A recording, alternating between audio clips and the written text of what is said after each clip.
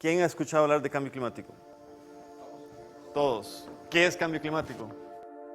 La Tierra no nos pertenece a nosotros, nosotros pertenecemos a la Tierra, de tal manera que lo estamos dañando. Nosotros pensamos que podemos extraer todo de la naturaleza sin que la naturaleza nos cobre a nosotros, pero no, estamos totalmente equivocados. Es que la naturaleza, decía yo antes, es un puzzle, y cuando movemos una ficha se mueven todas.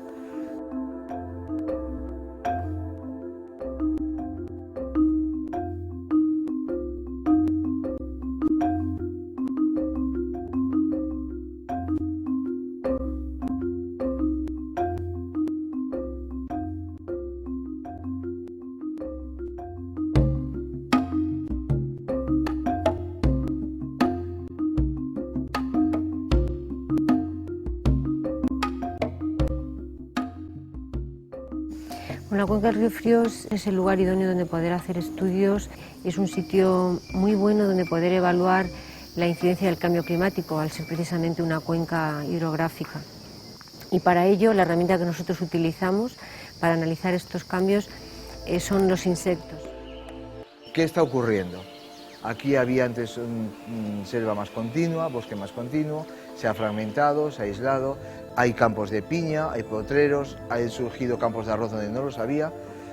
Entonces eso está afectando seguro, pero ¿hasta qué nivel? Nuestra pregunta es, ¿esto está afectando también a la gente que allí vive, a las poblaciones? ¿Cómo les puede afectar? Entonces, nosotros para eso elegimos una serie de grupos de insectos que son, digamos, de distintos niveles en el campo, en el bosque.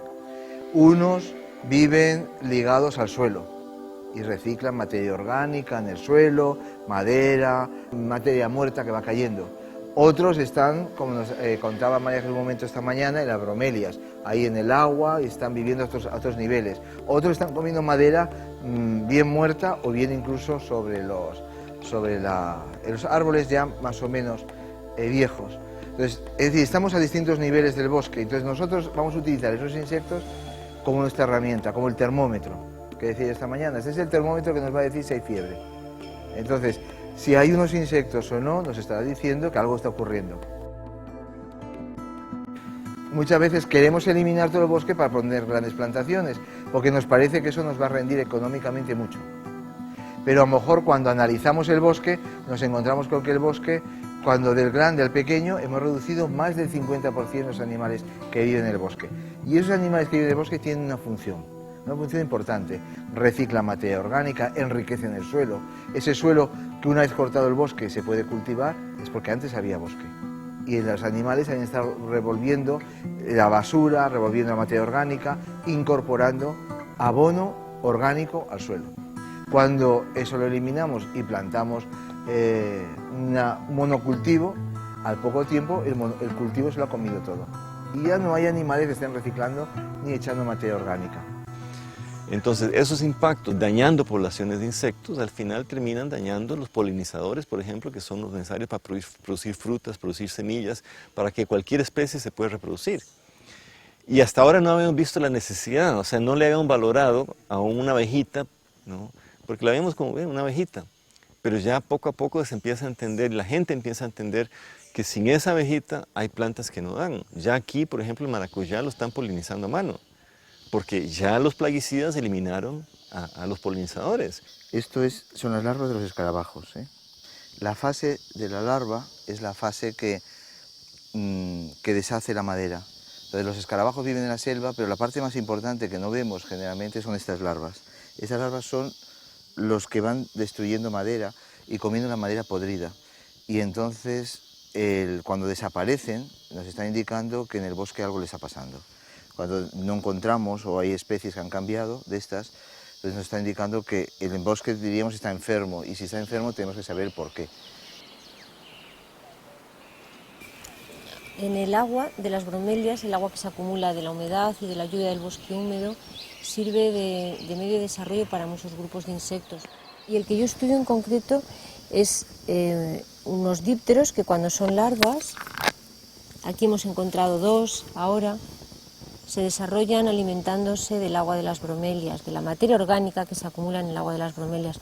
Por eso es tan importante que llueva en nuestros bosques y que se mantenga esa humedad y sobre todo esa ese acúmulo de agua en las bromelias para que den vida a toda esta serie de insectos que se están desarrollando dentro, porque cuando se hacen adultos estos dípteros polinizan las flores de los bosques.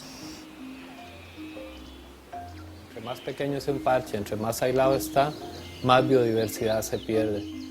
Entonces nosotros estamos cogiendo un parche de un tamaño relativamente grande, digamos, de más de 80 hectáreas y otro relativamente pequeño de menos de 10 hectáreas y los vamos a estudiar y vamos a comparar, digamos, qué está sucediendo en cada uno de ellos. 150 descritas, pero se piensa que va a haber hasta 400.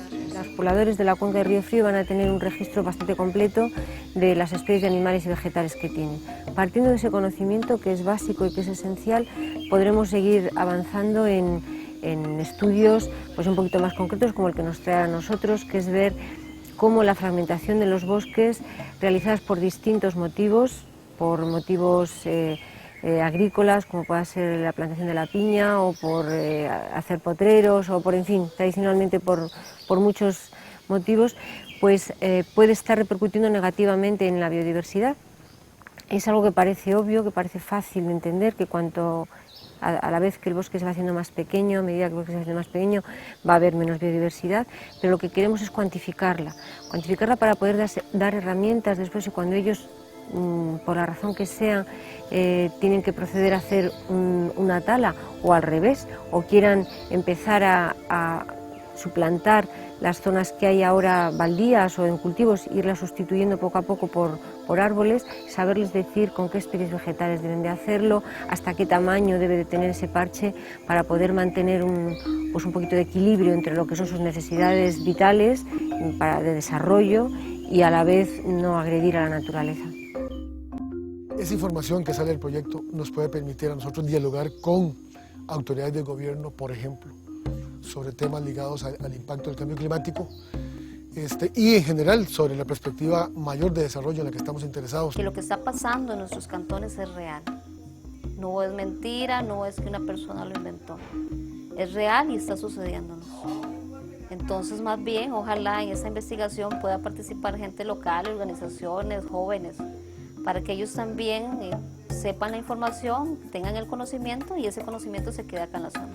La socialización, que fue lo que hicimos ayer, de esta ciencia dura, que es estudiar insectos, para mí fue el tema de éxito ayer, donde ellos realmente están dispuestos, inclusive por las encuestas que les hicimos, de participar como voluntarios en la recolecta de información, de participar en la divulgación de esta información al resto de las comunidades. Ese tipo de sinergia con las comunidades locales significa que uno ya rompió una barrera.